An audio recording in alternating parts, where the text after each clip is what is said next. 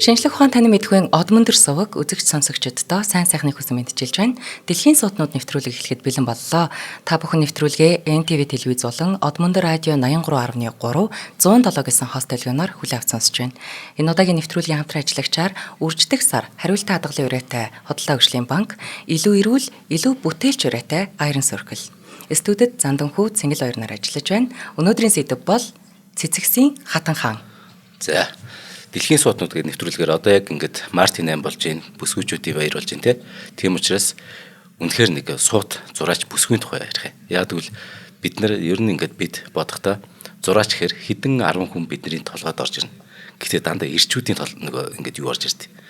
За бараг л Фрида Кало л орж ирвэл ирэндээ нэр эмгтэй зураач гэхэр. Тийм байна. Тэгэхээр ер нь яасан гэхээр урлагийн түүхч Линда Нохлен гэдэг хүн 1971 онд буюу 50 хэдэн жилийн өмнө ингэж биччихсэн. Барууны өрөндийн тийм үү цагаан эрт ирчүүдийн тэр үзэл санааг хөдөлбөргүй чигээ болгосон урлагийн түүх шиг салбар өөр хаач байхгүй гэж бичсэн баг.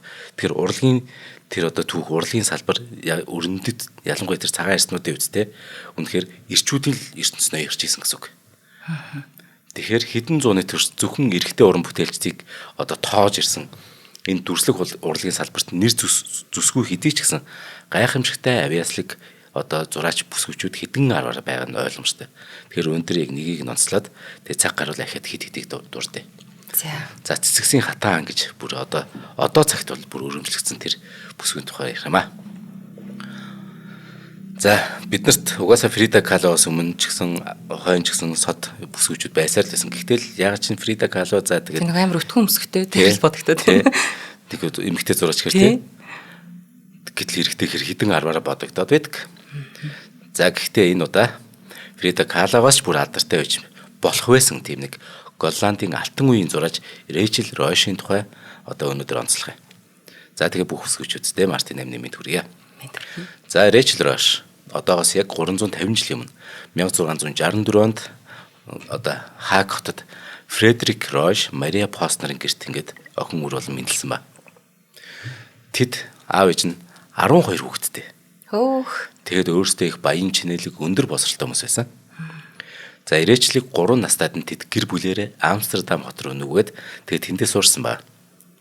За ингээд Мария Постийн аав Мария Пост гэдэг нь одоо энэ нөгөө өнөөдрийн Рэйчел Ройш гэдгийг нөгөө онцлох бүсгүйн аав нь Мария Пост нөгөө ээж нь штэ Мария Пост гэдэг нь ээж нь аахгүй. Тэгэхээр ээжийнх нь аав нь Питер Пост гэдэг энэ болохоор хунтайж Фридрих Хендрихт бүр урам одоо юу юм бэ л да. Уран барилгач байсан тийм нөхөр юм байна. Хунтайж байсан юм байна бүр. Тэгэхээр Рэйчлийн тэр ээжийн төлөлийн олон ирчүүд ер нь тийм зураач, уран барилгач байсан байна. Тэгээд мэдээж тэр зурх авьяасаа тэгэхээр ээжийн талаас өглөөд авсан гэсэн үг юм төсгөө Рэйчел Ройш.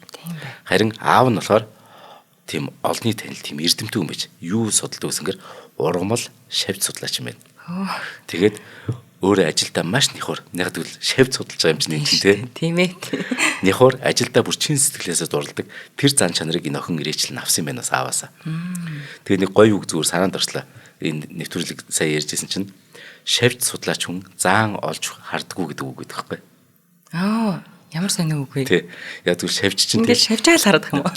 Заан хажууд байгаа байхгүй. Тэр заан чинь хаана байгаа юм бэ гэд томруулдаг шилээ барьчиад байгаа байхгүй.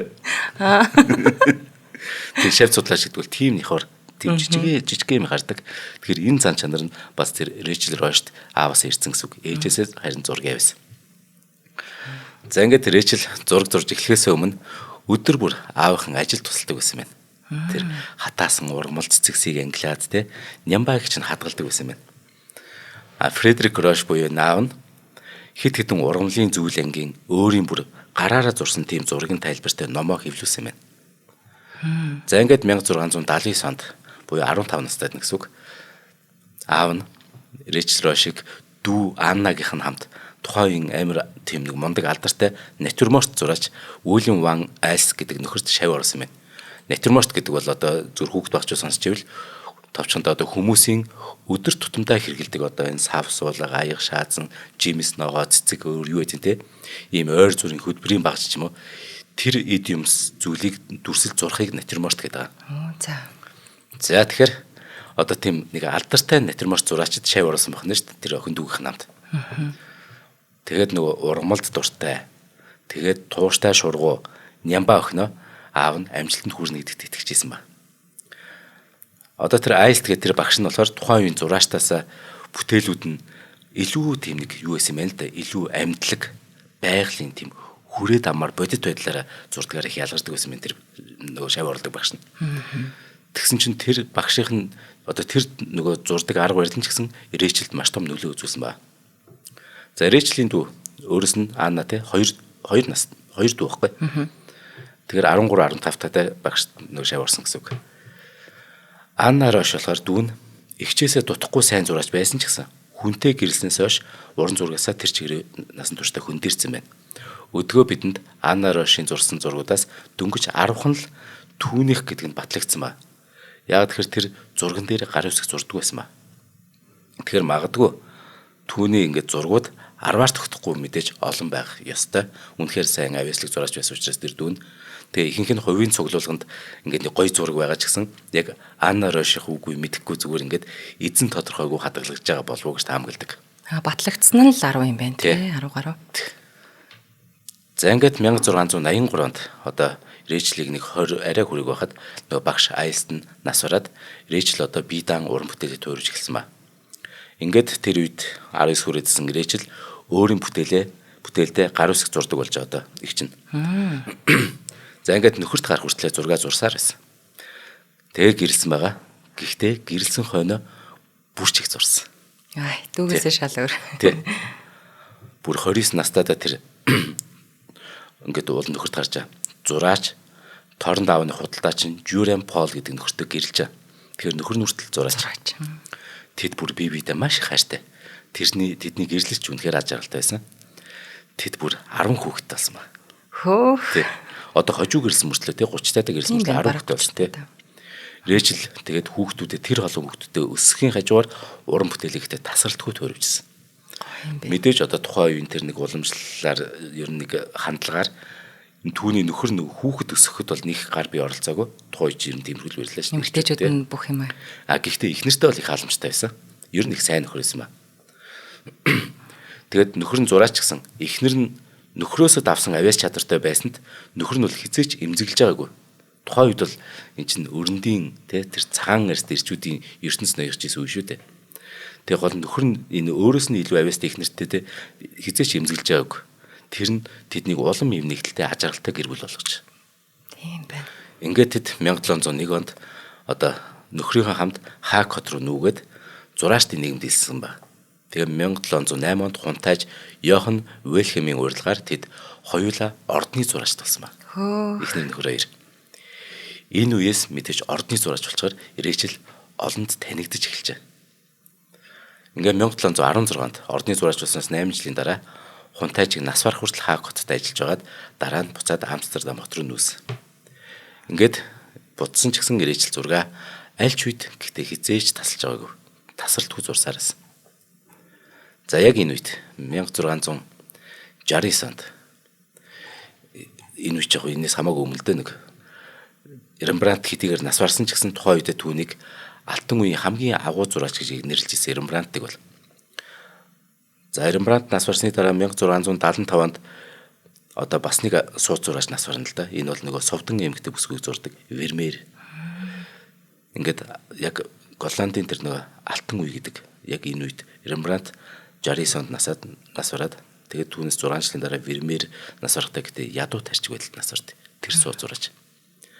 Тэдний араас ингээд шин залуу гарч чаж та одоо Рэйчел тэр үедтэй.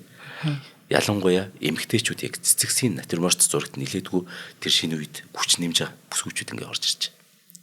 Гэвч тэднийг эрчүүтэй адил хэмжээнд одоо уран бүтээлчийн хэмжээнд авч үзэх нь бараг үгүй байсан. Яг энийг ярьж байхаар маргааш бид нар бүсгүйчүүдийн эмгтээчүүдийн эрхийг хамгаалах учраас энийг зориуд ийм үе байсан шүү гэдгийг зориуд нөгөө сан нөгөө дурсаж байхгүй. Яг 3 сарын 8-ыг бид нар тэмдэглэдэг гэдэгтээ ер нь энэ чинь маш олон зүйлд ингээд нөлөөсөн учраас эмгтээчүүд эрхийг хамгаалах гэж одоо хүртэл яригдж байгаа. Одоо бид нарт энгийн зүйл мэт боловч энэ чинь хэцүү. Одоо маа цэнгэлээ зураач гэж одоо тий. Тэгэхэд чиний зурсан зургийг би тий эр хүний хувьд одоо тий чиний хийсэн юм доош нь гэж одоо тэгж харьцдаг үед гэсэн үг шүү дээ. Тийм авьяас чадвараараа биш эмгтэй гэдэг утгаараа.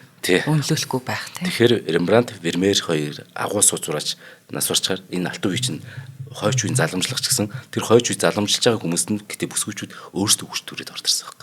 Ирээчл тэргүүтэйгээр энэ их гоё. Ер нь тэр уран бүтээлч хэмжээнд авч үзэхгүй байгаа гэж шээ. Дундаж чинээлэг айлын охид дундаж болон чинээлэг айлын нөгөө охид эцгийн шаардлагаар ингээ гэрэлэн тийм үү. Ядуу айлын охид болохоор баян айлд үүслэгч хийж эмэгтэйчүүд хоёр дахь читгэд мэд үзэгдэг яг тэр үе гэсэн үг байхгүй. Хэдийгээр тэгэхээр алтан үе тодрон гарсан олон эмэгтэй зураач байсан ч гэсэн тухайн үед тэднийг зөвхөн дээд давхаргын зав чөлөөтэй эмэгтэйчүүдийн дими сонирхол гэж үздэг гэсэн. Яа. Зүгээр дими сонирхол. Үнэндээ ч угаасаа баян гэр бүлээс гаралтай баян эмэгтэйчүүд л уран зураг, шүлэг яруу найраг, шинжлэх ухаан гэх мэт энэ оюунлаг салбарт ажиллах боломжтой байсан. Харин ядуу айлын охидод тэр тухай бүр бодох завж байдаггүйсэн харамсалтай. Бүр айлын боол моол хийгээ явчихдаг гэсэн юм шүү дээ. Угаасаа нөгөө тийм боломж байхгүй юу яруу найраг энэ чинь турж өгөхгүй тул ямар нэгэн байдлаар зарцгийгээл те энэ тэнд үргэлжлэл явна шүү дээ.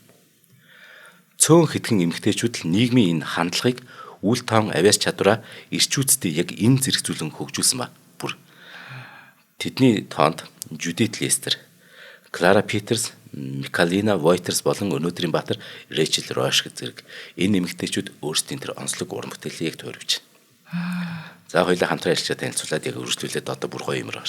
За тэгээ. За манай нэвтрүүлгийн өнөөдрийн хамтран ажиллагчаар үрждэг сар хариултаа хадгалын өрөөтэй Худалдаа хөгжлийн банк маань хамтарч байна. За од мөндөр суугаар бол 2024 оны дугаарууд дээр Худалдаа хөгжлийн банкны хялбар хуримтлал гэд дотроо 4 төрөлтэй санхүүгийн дарамт үүсэхгүй дээрээс нь бол автомат үйлчилгээг үзэгч сонсогчдод одоо санал болгож ирсэн. Тэгвэл энэ 3 сард Худалдаа хөгжлийн банк маань маш гоё үйлчилгээг бас санал болгож байгаа. Энэ нь болохоор хариултаа хадгалъя. За энэ үйлчилгээгээр олсон 50,000 төгрөгийг Худалдаа хөгжлийн банкныхан маань үржүүлж өгч байгаа. За энийг бол зандаах бол маш сайн мэддэг. Ийм учиртай юм аа. За би ийм яг бүхэлдсэнийг 1000, 2000, 3000, 4000, 5000 гэдэг энэ 5 тооноос аль нэгийг сонгох юм.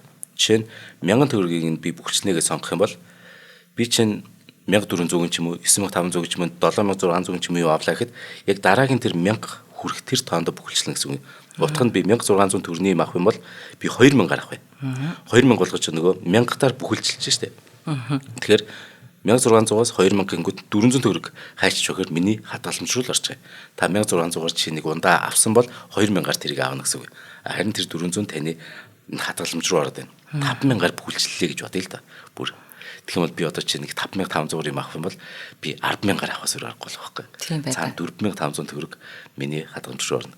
Гэтэл тэгээ над мичиг ер нь одоо нэг 5-10,000-ын хоорондох үнийн зөрөг нэг ялгадгүй заримдаа бүр те ингээд солиороо шоудад явчих юм бол бүр те 50,000 100,000-ын хооронд ялгаагүй гараад баруун солоогүй ингэж нөгөө карт март зурж эргүүддэг над чиг нөхдүүдэд бол бүр их сайхан боломж. Би нөгөө эргүүддэг гэдэг нь болохоор нөгөө муутаар хэлэх юм аа хадгалж чаддгүй хүмүүс гэж байдаг над шиг зүр үрдэг. Тэгэхэд үрснийхэн дараа хайр мөнгө гэж заримдаа боддог ч гэсэн үрж явдаг сайхан байдаг.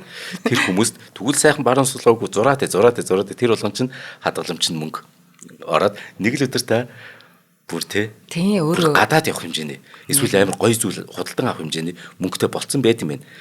Би жишээ нь би машин авсан. Тий урьдчилгаа тий машины урьдчилгаа хийсэн. Ийм гоё үйлчилгээг санал болгоод байгаа юм.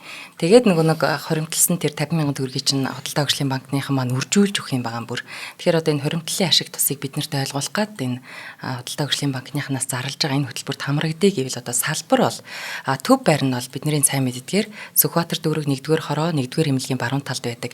Ажлын өдрүүдэд 9-өөс 17 цаг хүртэл ажиллаж байгаа. За энэс гадна бас нэг гоё юм байгаа. За Худалдаа хөгжлийн банкны төв байрны нэг давхарт нь хялбар хоримтлал гэдэг нэг тийм хөөрхөн бүүт засагдсан байгаа. Тэнд болохоор одоо хариултаа хадгалын өдөр бүр хоримтлуулын үйлчилгээнд бүртгүүлээд Эмарт түлэжүү Аригания хадгаламжийн эрх хоримтлалтай Монгол аяны урамшуул гэх мэт ерөөсөн маш олон тийм сонголттой юм хүр дэрэгж байгаа. Тэндээс эргүүлээд бас бэлэг авах боломжтой. За тэгээд хэрвээ Худалдаа хөгжлийн банкны харилцагч биш бол одоо ТДБ онлайн ап татаад бүртгүүлж болно. За ийм гоё урамшуулалтай байгаа дээр бас өөртөө нөгөө хоримтлал үүсгэх зуршлыг бий болгоорой. Би бас ийм онцлогтой байхгүй нөгөө нэг яг зорилт одоо юу гэдэг өдөр болгоо ингээд авсан ч юм уу сар болгоныхоо орлогыг бичээд энэ тэргээл миний тэр дутагдлыг мэддэг болохоор дотны хүмүүс маань надад зөвлөдөг байхгүй. Надад тэр бүр ингээд шийтгэл шиг санагддаг. Одоо ингээд бичээ сууж байгаа юм тэгээд тэдэнд тийм төгрөг тэгж чаддаггүй юм байдаг, чаддгүй юм шиг бид нар чадахгүй төрөл нь. Тэгэхээр биднэрт бол яг иймэрхүү автоматар шууд хадгаламжууд татдаг нэг хүчээр хийдэг зүйл. Тэгэхээр би шууд юу ачтیں۔ Зээл авчтیں۔ Тэгээд тэр нь сайхан ингээд төлөлтөө хийгээ явж байгаа. Тэр нь надад тэр үлдсэн юм хуримтлал шиг санагддаг. Тэр айгу амар. Гэтэ нөгөө зээлийг нэг дутагдaltaал нь бид нар хүүтэлтэй. Нөгөө юу яж чаддгүй. Одоо яг машин явах одоо ингээд нөгөө юу гэх те. Хуримтлал болохоор яг гоё идэх. Хуримтлал гоё. Донтуулт юм бэл. За хоёлаа энийг яриад байвал баг 10 минут ярих юм шиг. За энд яста донтороо манайхаа. Тийм. За ингээд цэцэгсийн хатан Рэйчел Рошийн тухай ярьжаа. За тухайн үед тэгээд нэг бүсгүүчүүдийг жоохон ингээд жоохон нэлээд дорд үздэг хандлага байсан бааз. Эцгийн хэрэгт чинь. Түүний хажуугаар уран зургийг өөрийг нь дээд болон доод зиндааны гэж авч үздэг байсан ба. Уран зургийг бүтээлийг. За ямар нь дээд явах вэ? Ямар сони? Хөрөг зураг болон шашны сэдвтэй зургууд дээд зиндааны бүтээл. За. Харин энэ одоо цэцэг навч цэцгэн дээр суусан зүгийн эсвэл ингээд гоё ваард те юу гэдэг натюрморт бол бүр доогоор орох нэ. Энэ бол доод зураг. За. Тий, доод зиндааны зураг. Учир нь эмэгтэйчүүд уран зурагт хүч түрэн орж ирсэн яагаад ч юм ирчүүд таалагдаг. Эмэгтэй хүн уран бүтээлч шин чанараа ил гаргаж нийгэмд бүрэн хүлээмжшүүлэхэд маш их хугацаа шаардсан ба. Ер нь энэ хугацаанд. Харин Рэйчел Рош тэр бол тий тууштай шургуу тийм зантай хүн. Шавж яажсэн юм байна та гэх шиг. Энэ Рэйчел Рошийн тууштай шургуу зам болон тэр нөгөө үнэхээр бэлэг таахаа тэр авиас чадвар ингээ хослоод тэр олон дундаас тэр хэцүү зүйлээс өөрөө товон гарч ирдэг яг тэр хэцүү цаг үед. Түүний зураг уламжлалт тэр нэг юу гэдэг чимдээ одоо натюрморт зургийг одоо нэг тэгш хэмтэй цэцгийн зохиомж ч юм уу ямар ч амьд шавж амтэнгүй тийм натюрморт зургийн хиймээс тийс өөрөөсөн. Одоо маань нарилж зургуудыг яг детальч бүр томруулж энэ харуулаарай.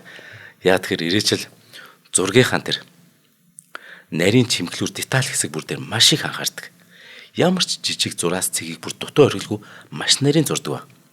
Ингээ бүр харах юм бол бид нар нөгөө зарим ингээд эртний ингээд натюрморт зургуудыг харахаар цэцэг навч бүх юм ингээ гоё байдаг байхгүй. Гэхдээ Рэйчел Роших цэцгийн зарим нь хатаж орж ийсч. Яг л ер нь тийм л байдаг шүү дээ. Бид нар одоо ингээд гэрт байгаа цэцгийн ингээд навчаа харах юм бол зарим нь үзүүрнэ гээд хатаа шаардсан байдаг тийм. Тэгэхэд зарим зураг дээр чинь ном ногоноор авчдаг байхгүй. Тэгэхэд Рэйчел Рошихлыг тий тэр хатаж хорч ийсэн зарим нь бүр шавж хорхоод идэгцэн байхад зарим нь бүр яг шинэхнэрээ өнгө нэмж хатсан тэр навч ваарны хажуугаар бүр унж тий гэд ингээд илүү бодтой гой зурж эхэлсэн. Навчсыг цэцэгнээс бүр дутуугүйгээр анхаар зурдаг. Навчийг зүгээр нэг сайхан ногоон зураад нөгөө цэцгийн тоцдох биш. Навчийг нь хүртлэх цэцэг шиг маш гоё нарийн зурдаг. Энэ аавынхан тэр юу их нөлөөлсөн багтаа ургамал судлах. Тэр нөгөө тий нарийн деталь болгоныг анхаардаг тий. Ингээд энэ зургийг улам төгсөлгөж. Тухайд бүр ингээд өргөн ашигладаг гэсэн тэр хар ингээд арын фон гэдэг юм арын өнгнөөс Рэйчел заримдаа бол татгалзаад гоёмсог ингээд чулуун тавцсан ч юм уу те хээ уулзгүй чамин архитектурын хэсэг зарим тохиол бүр ингээд цонхоор амьд мод хүртэл ингээд ашигладаг бүр их гоё одоо арын фонтой зургууд байд. Зургнууд нь гайхалтай байна. Өстө харагдаж байна гоё. Тэгээ ингээд томруулаад үзэхээр бүр их гоё. Нэх гоё ингээд нөгөө тэмээлзэн эсвэл ингээд ялаа энэ төр суудсан байдаг. Тэднийг томруулах тусам ямар нарийн зурсныг мэдтээ. Аав нэг шавж судлаач байсан болооч тэр өөрөө бүр тэ шавжийг зүгээр нэг ерөнхийд төдий биш. Яг так тэр бүх ингээд деталаар зурсан байдаг. Яг үнэ. Гэтэл тэр чинь энэ цэцгийн энэ натюрмортын нэг жижиг хэсэг шүү дээ. Уг нь тийм тий. За ингээд цаг хугацаа өнгөрөгдсөн түүний бүтээлүүд нөгөө эрэгтэй уран бүтээлчтэй адил төвшөнд үнэлэгдэж эхэлж. Амьд цаг ах удан шүү гэхдээ. Энгийн нэг эмэгтэй хүний зугаацал биш юм бэ гэж хүмүүс ойлгож эхэлж.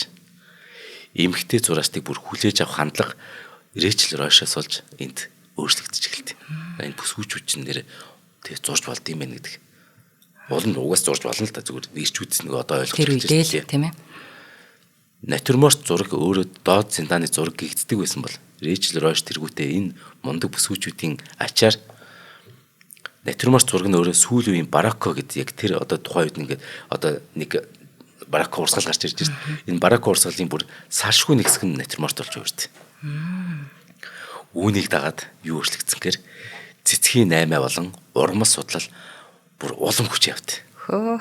Зөвхөн энэ одоо натюрморт зураг Рэйчел Ройш зэрэгүүдийн бүсгүйчүүдээс болоод хойд Европ бүр яасан гэхээр цэцгийн халуурал гэж нэрлэдэг тэр ирэн үед ирд. Цэцгийн халууралд. Түлип мания гэдэг хэвхэв.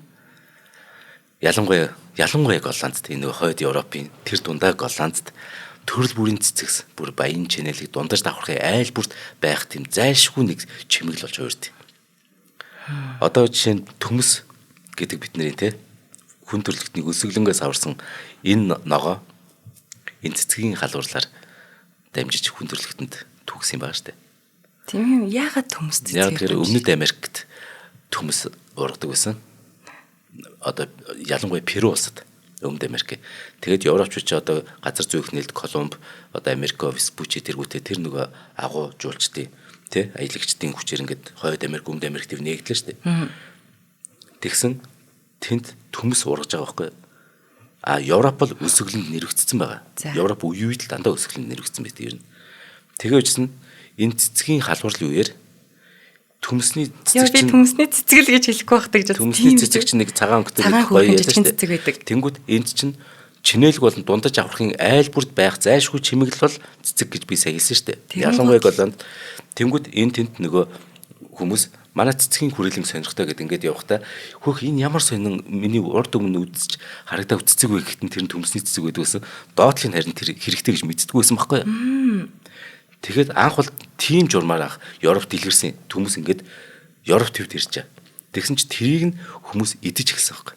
Нөгөө ядуучууд нөгөө доор нэг юм гараад ирэхэр чилднээ. Ирландууд эхлээд тэг идэж эхлэсэн чинь тэр нь тий нэгдүгээр маш их одоо тэр үлдээ аана. Тэгэд их нэх байгаль нэх голохгүй ургана. Ингээд төмс юу идэж болд юм байна гэд. Тэгсэн чинь яг тэр үеэр төмс бол муу ёрын хүнсгээд бас нэг идэх юм бол хортой мортой гэдэг юм Европт аяр явчихгүй юу. Тэгсэн чинь Европ хэдий эзэн хаад нь баян тансагч гэсэн ард иргэдээ бас бодноод ингээд турж өгөхөөс яа сэргэлгүй ингүүд тэнд бас нэг тухайн үеийн нэг эрдэмтэн мэрэгд байгаа штэ. Тэд нар төмс тариалаа. Төмсөө идүүлгэсэн чинь тариачт нь үгүй эн чинь хортой гэсэн чинь чөтгөрийн идэ гэсэн гээд тэгж бодоогүй сайхан аврагдсан өсөглөнгөөс аврагдсан тэрийг мэрэгд мэдээд байгаа штэ. Тэнгүүд хаад болгон ямар нэгэн бүр зарлиг гаргаж ирсэн. Жишээ нь Оросд төмс тарихгүй бол шийдэгдэг тийм хууль гаргаж ирлээ штэ.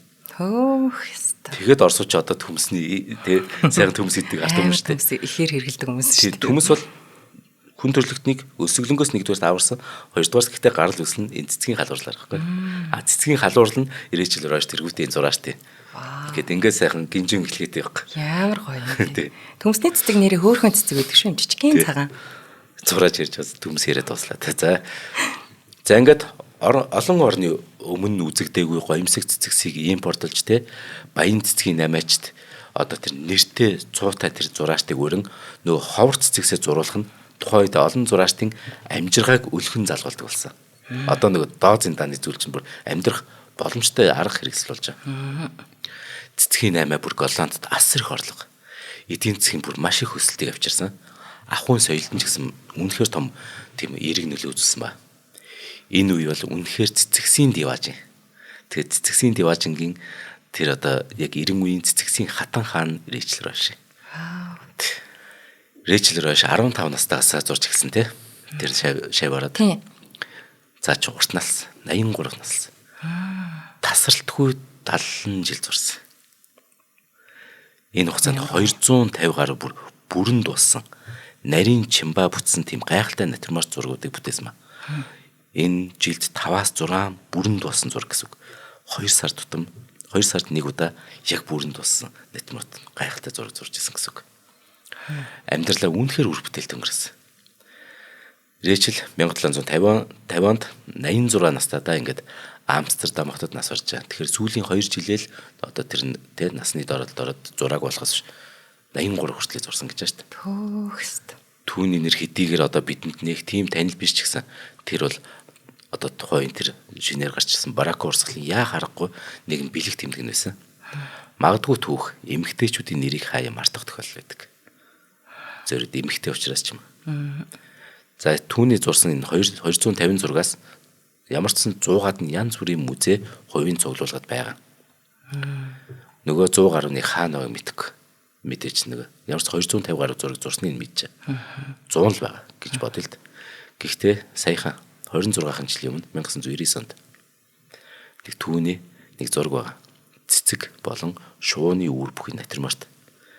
Тэгсэн чи хөдөөгийн нэгэн тосгонд нэг айлын зүгээр хуучин хаалганых нь ингээд энд нэг хог хайцсан байдаг шүү дээ. Нэг хуучин хаалга ингээд тэр хогийн дундаа ингээд нэг агуулгатай хайцсан. Тэрний доороос Ричард Ройшийн зураг гарч ирж байгаа байхгүй юу? Яасан гэхээр зургийн үн цэнийг мэддгүү эзэн хуучин хаалга зүгээр хаяхтаа тэнд нэг өлгөөтэйс зургийг хамтдаа хаяад олон 100 жил болсон. Азар тэр зургийг анзаарах хүн гарч ирсэн ба Азуулж. Үн цэнийг мэддэг хүн харсан биз дээ. Энэ чинь цэцэгсийн хатааны мэдээ зураг биш тэгээд тэр чинь харахад л ойлгомжтой юм чинь. Ричард Ройшийн зураг чинь хаанаас нь ч харсан ойлгомжтой тий. Хачин гой зурдаг. Тэгээд тэр нөгөө зураг мэддэг хүн тэрийг олцоод нөгөө за наадах чинь юу вэ? Дуудлага худалдаанд оруулъя гэдэг. Дуудлага худалдаанд оруулсан чинь 500 мянган евро орсон юм. 500 мянган евро нөгөө хог дээр байжсэн юм. Тий хог 500 мянган евро доллар орсон. Тэгэхээр ер нь хаа нэгтээ үн цэнээ нуусан бүтээлүүд шороотоос нь дарагдаад тийм үү? Эсвэл жирийн нэг айлын ханд өлгөгдсөн. Тэгэхээр он жилиг үтсэн байж магадгүй шүү дээ. Хэдэн зуун бүтээлүүд эзнээ үлээгээд гівтчихэж магадгүй л. За нэг ийм нэг гайхалтай түүхэн хоёлаа бас хамтран ажиллаж танилцуулаад өшөө бас алдаршид танигдаагүй тийм бүс зураачлалын талаар ярив. За тэгээд бидний нэвтрүүлгийг илүү эрүүл, илүү бүтээлчээртэй Iron Circle дэмжиж ажиллаж байна. За бид нар бол ENF стандартын формалдегид дагуулаагүй тавилгын холтоос автан худалдаа оруулж ирж байгаа энэ компани. Энэ компаниг одоо би танилцуулах юм аа. За энэ формалдегид гэдэг нь болохоор юу юм бэ гэхээр нөгөө нэг юм тасдсан гар мар байдаг штэ те нэг юм хүний дэрхтэн юмыг хадгалдаг тэр өгчүүлэхгүй байгаад идэг тэр шингэний ч одоо формалдегид гэдэг юм байна л да. Тэгээ тэр хортой шингэнийг одоо бидний энэ хэрэгжилж байгаа тавилгын хавтанд ингээд тодорхой хэмжээнд агуулгддаг юм байна. Тэгэнгუთ л энэ ENF стандартын хавтан болохоор формалдегид агуулаагүй хавтан л гэж одоо дэлхийн нийтээр одоо энэ хамгийн сүүлийн үеийн чанартай сайн стандарт л гэж тодорхойлж байгаа юм байна. Бид нар ч одоо угсаа нөгөө тавилга маань одоо модон хийцэл ихэвчлэн байгаа шүү дээ. Модоо нөгөө эн чинь органик бодис учраас муудахгүйгээд тэр бодисээр ингээд түрхчихдэг юм байна л да. Тэр мэдээж хортой юм байна те. Тийм нэг олон бид нар бол айдаг байхгүй ингээд олон жилийн дараа ингээд нэг хорт авдар ч юм уу ямар нэг тийм гаж нөлөө байх үедээ гэсэн айдас одоо хэрэггүй л гэж байгаа юм байна. Тэгээ яг хөө бид нар бол барилгын одоо хавтан захуудаар явж хавтаа авахтаа ч юм уу засвар ихтэй ч юм уу энэ E1 TIC стандартыг байдаг тухай бол мэддэг. За тэгвэл энэ эрүүл хавтангийн шинэ стандарт нь л ENF гэдэг юм. За зүгээр нэг эрүүл хавтан биш. Бат бөх мат гадаргуу бүхий сайн чанарын өнгөлгөөтэй. За дээрэс нь өндөр дарал температурын нөлөөгөөр бэхжүүлсэн болохоор одоо нэм хавтан хэлбэржилтийн хувьд одоо жоохон удаан л гэсэн үг. За мэдээж хэлбэрчин те. Тэгэхээр жоохон төсвөртэй л гэсэн үг. За усан суурьд цаваа ашиглан барьцалдуулдаг болохоор бусад ижил төрлийн хавтанг бодох юм бол одоо ингээд ус мус асгаа дуудчихаар ингээд пөмбийнх нь бас л удаан гэсэн үг. Төсвөртэй. За хамгийн гоё юм нь элдв үнэргүй. За надад бол нэг юм шин тавилгын үнэр ястай сонин санагдаад тийм үнэргүй гэдэг юм. За та бүхэн маань одоо засвар одоо юу гэдیں те найр хорим хийх гэж засвар хийх гэж байгаа автан сонирхож байгаа бол Баянгол дүүргийн 26 дугаар хороо Урангаан офисын 404 тоодод эднийх байрлаж байна. За мөн Урангаан худалдааны төв Formor showroom гэдээ одоо хайж болно. За 99-ээс 2087, 9988, 9921 утасны дугааруудаар бас холбогдоод дэлгэрэнгүй мэдээллийг авч болно. За илүү эрүүл, илүү бүтээлч өрөөтэй Iron Circle биднийг дэмжиж ажиллаа. Баярлалаа. За сая бол тэгээд хөөрхий юу ачиж байгаа. Амьд ахудаа эн чинь бас гайгүй. Тэ алдарсан. Гэтэл нэг үнэхээр алдарч танигдаагүй эмэгтэй зураач байдаг. Сая чинь хоёр дахь чинь манай уран зураг гардаг те. Манай Амина Зулаа хоёр болохоор Artemisia Gentileschi гэдэг одоо алдартай зураачийн талаар ярьлаа шүү дээ. Тэр яг олон улсад алдаршаад байгаа. Artemisia Gentileschi. Гэтэ түүнтэй харьцуулахад яг түүний адил одоо сэргэн манталтын үед хамаардаг ойролцоогоор 1574-өөс 1630 оны хооронд амьдарч байсан нэг эмэгтэй үү. Тэрийг одоо Fede Galizia гэдэг. Энэ эмэгтэй зөвхөн Италийн дүрслэх урлагийн хүрээнийх нь л танигдсан хэвээрээ одоо хүртэл бараг шахуу байдээ ирнэ. Тэгэхэд Fede Galizia нууг нь амьгүй зүйлсийг амьлуулагч тэр дүрслэлийн тэр анхдагч маструудын нэг нөхгүй. Хөрөг зураг, судалбар зэрэгч гэсэн их гарамгай. Энэ бүсгүй бол Библиэд гардаг олон үйл явдлыг зургаар өгүүлсний дотор Олиферны толгойг авч буй Юдофиг хүртэл зурсан хүртэл байдیں۔ Урлагийн зарим түүхч түүний дүрслэн Юдофиг өөрийнх нь хөргөж гэж үздэг байгаа. За бас Испанч бол одоо их католик шашинтай бас бүсгүүчүүдийг ер нь доош нь хийдгэр их алдартай бас байлаа шүү дээ. Испани түүхэнд нэрээ үлдээсэн анхны уран барилч зураач Луиза Ролдан гэдэг нэг бүсгүйд 1652 оноос 1706 оны хооронд манай яг Занузар нэгдүгээр анхдугаар баг Занузарын үед яг амьдарч исэн гэсэн үг юм. Нэг он ер нь. Тэгэхээр энэ эмэгтэй Ла Ролдана гэдэг нэрээр урлаг соёлынхны дунд жоохон танигдсан байгаа. Яг эд бүтээн туурж авахудаа нэр алдрыг олсон шинжлэлийн үеийн гэгдэх цөөхөн уран бүтээлч нэг. Тэгээ хоёрдугаар одоо Карлс гэдэг хаан байсан. Тэдний дээд зиндаанханд хүртэл уулын үлэгдээдсэн энэ бүсгүй. Энэ одоо нэрийг хэлчихсэн юм. Ролданагийн эцэг нөхөр хоёрын ч гэсэн уран баримталт байсан байна. Харин цаг үеийнхэн нэртэй урлаг судлаач Антонио Паломонигийн тодорхойлсноор одоо энэ бүсгүй бол тэднээсээ төдийгүй үеийнхэн бүх хэрэгтэй уран баримтаас бүр хиз дахин уран бүтээлч байсан гэдэг. Түүний бүр модон баримлуудыг шашны томоохон баярууд хүртэл ашигладаг байсан ба. Манайрч одоо үзэхээр энэ одоо одоо тэр уйлж байгаа Гиге Мария ч юм уу эдгээр бол өстэй гайхалтай бүтээлүүд байдаг. Ер нь. Тийм байна. Зургууд нь өгч юм. Тий. За энэ саяхны бас нэг эмээ байдیں۔ Австралийн уугуул иргэдийн дундаас төрсэн нэг Эмили Кэм Кангваррей гэдэг нэг хэлэхэд хэцүү. Австралч нөгөө аборигенчүүдтэй тий. Одоо кенгуруутэй цуг амьдарч исэн одоо хүмүүс ч үү. Тэгэхээр Австралийн уугуул иргэдийн дундаас төрсэн гол эмэгтэй зураач Кангваррей гэдэг 1910 он төрсэн. Тэгээд 1996 онд төгссөн. Их урт наслсан ба. 86 наслсан шүү дээ. Айгуу наслсан. 80 төгсөн наснда бүр анх зурж эхэлсэн. Хөө. Би өөрийгөө мэдэрлээ гэж гинт гараад ирсэн. Одоо зураг нь тийм баз. Нэрээ тийм биш шүү дээ. Гэтэ сонир баз. 80 настайдаа ерөн зураач болох шийдсэн. Тэгээд дүрслэг урлагийн үрээнд дорхноо танигдсан ба. Абстракт тэр хэм маяг нь мэрэгжлийнх нь бүр анхаарлыг татсан. Түүний зургуудын нөх хурц тод өнгөнүүд төрж өссөн нутаг Австралийн умард мужийнхан тэр газар орны онцлог өрмөс тогтцыг илтгэдэг байна. Ингээд одоо бид нараар яриулаад сууж байхаар хэмжээнд хөлийн зөвшөөрөгдөж зурсан байна гэхээр ямар сони юм бэ? 80 наснда тий. Ингээд ийм гой зураач нар зөндөө байгаа. Би одоо ингээд бүр гүйлгээл байж байна. За Японд гэхэд Уэмура Шиэн гэдэг бүсгүй тийм ээ. Урлагийн түүх маань өөрөө ер нь ирчүүдийн амьлуулсан тэр үзэсгэлэнт эмэгтэйчүүдийн хөргөөр бол дүүрэн байдаг тийм үү. Ирчүүд одоо та бүхнийг сайхан зурна шүү дээ. Харин Уэмура Шиэн гэдэг энэ бүсгүй болохоор энэ Япон эмэгтэй болохоор модон хавтан дээрх бүсгүйчүүдийн зураг буюу бизинга гэж одоо нэрлэгдэх бүтээлүүдээр олныг бүр алмайруулад эмэгтэй хүний гоо сайхныг эр хүнээс дутуугүй нэг харуулсан тэр дүрслүүдээр үеийнхэн эрэгтэй зураачдын нүдийг нь бүр яста орой дээр нарт бүлтэртлэн зурдаг байсан ба. 1875 онд одоо төрөөд 1949 онд 2 дугаар дайны дараа нас барсан. Тэгэхээр нэг 70 наслсан бүсгүй юм байна л да. Гэхдээ надаас тэгж ядаж чинь л нөгөө нэг эмэгтэй хүний үзэгслэн гоог тэр эрэгтэй хүн гаргаж байгаа нь одоо илүү нөгөө нэг харах нүднүүд маань өөр болохоор тэр магтан дуулж зурж байгааг эрэгтэй хүн илүү гоё зурх болоо гэж бас бодогдчихээн. Тэгсэн энэ эмэгтэй бол миний нүдийг ч бас орой дээр гаргах юм байна тий. Одоо энэ Япон бүсгүйчүүдийг бол нэр үнэхээр гайхалтай зурсан ба. Одоо яг би манайрч янз бүрийн зураг гаргаж байгаа тий. Тийм гарч ийн. Ямар ч нэг цэнхэр кимонотой одоо эмэгтэй хүнийхээ кимоно гэдэг тий. Ингээд цаашаа хараад ингээд нэг алсыг ширтэж байгаа. Нэг бодлогоширсан бүсгүйн зураг байдаг. Тэр бол үнэхээр гоё зураг байдаг. За гэх мэтэр ингээд бүсгүйчүүд маань ямар ч байсан тэр хэцүү цаг үеэс бол өнөөдөр бол тий ирчүүдтэйгээ сайхан яг адилхан гэдгийг бол батлах хэмжээний ийм ир үе ихлээ шүү дээ. За ингээд манай одоо нийт бүсгүйчүүдтэй урлагийн бүсгүйчүүд байвал урлагт нь бизнесийн бүсгүйчүүд байвал ажил бизнест нь гэртээ сууж байгаа бол үр хөвгтдээ өсөж байгаа тэр чинь хамгийн хэцүү ажил шүү дээ. Тэрийг гайхалтай хийж байгаа бүсгүйчүүдтэй бүгдэнд нь ирнэ.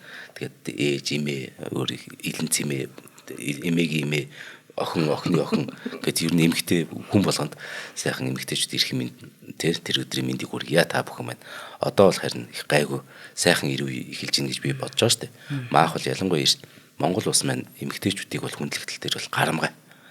Ер нь ингээд Монголын нуус тавьж уншиж байгаа ч тийм ингээд одоо өөлгөн гэхээс бүгд имээдэг ч юм уу. Ер нь тийм ингээд хатны үгийг одоо чинь ингээд хулан хатан чинь та одоо мөнх настай биш тий эсвэл хатан энэ ингээд үг хэлдэг эсвэл ингээд дараагийн хаанаа тодруулаач ингээд нэр үгийг авдаг бүр тагтаа ингээд нэг үг гэлэнгүүд жамуух нэр ингээд аарс ингээд нэрээ тиймдэ гэдэг ч юм ингээд бүсгүүчүүд эртнээсээ тийм нэг эрх мэдэлтэй тий яг энэ тэнцүү байсан бол харагддаг. Маад бол ер нь нэг за чи эмэгтэй хүн учраас гэдэг нэг доош нэг их тохиолдол мэдээж гардаг тий одоо бол бас 100% ингээд гоё болчоог. Гэхдээ хаач гайгүй. Бас их сайхан усад бид нар бол тий амьдрэх шүү бас их тэртэл дээр. Өнөөдөр ярьсны эмэгтэй одоо надад бас аягүй гоё санагдсан юм. Тэр нөгөө нөхөр нь одоо тийм бүх хүн тэгж бодож байгаа цаг үед ч гэсэн шал өөрөөр бодож эхнэрийнхаа тэр чадж байгаа эмийг чадж байгаа гэдгээр нь үнэлж чадсан тэр эрэгтэй бас байсан учраас нөхөр нь дэмжсэн учраас бас амжилтанд хүрсэн байх. Яг үнэ тий. Аягүй гоё түүх ярьж өглөө. Баярлалаа. За баярлалаа санглаа. За өнөөдрийн дэлхийн сотнууд нэвтрүүлэг маань энэ хүрээд өндөрлөж байна. Та бүхэн шинжлэх ухаан танин мэдхүн Од Мөндөр сувгийн дэлхийн сотнууд нэвтрүүлгийг НТV телевиз болон Од Мөндөр радио 83.3 107 гэсэн хост телевизээр хүлээн авч сонслоо. Шинжлэх ухаан танин мэдхүг дэмжин түгээн дэлгэрүүлэхээр үрждэг сар хариултаа хадгалын урайтай Худалдаа хөгжлийн банк, илүү эрүүл, илүү бүтээлч урайтай Iron Circle хамтран ажиллалаа. Студид Зандан хүүд Сэнгэл хоёр нар ажиллалаа. Дараагийн нэвтрүүлгээр уулзлаа. Түр баяртай. За баяртай.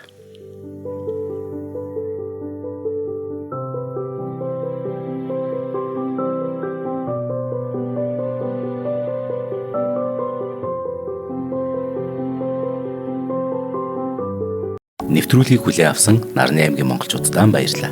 Од Мөндөр суваг энэ мэтлэн танин мэдхүн 1000 хөтөлбөрийг 2025 оны 7 сарын 1 хүртэл та бүхэнд хүргэх юм. Их хэлээрээ шинжлэх ухаан танин мэдхүг түгээхийн үйлсэд та нэгтгэх хүсвэл бидэнд танд өгөх боломжтой. Нэг нэвтрүүлгийг 100 төгрөгөөр буюу 1000 нэвтрүүлгийг 100,000 төгрөгөөр үнэлээд та биднийг дэмжээрэй. Жилдээ ганцхан удаа 100,000 төгрөгөөр дэмжснээр шинжлэх ухаан танин мэдхүг түгээх энэ үйл хэрэг таны оролцоотойгоор амжилттай үргэлжлэх юм а. Зандан хүү миний нэр дээрх голомт банкны данс байгаа. 30 15 15 1942 30 15 15 1942. Та 100,000 төгрөгөөр шилжүүлэхдээ гүйлгээний утга дээр нь өөрийн нэр болон утасны дугаараа заавал бичээрэй. 100,000 төгрөг хандвалснаар Од Мөндөр сувгийн алтан гишүүн болох юм. Шинжлэх ухаан танин мэдхүй Монголд ялах болтугай.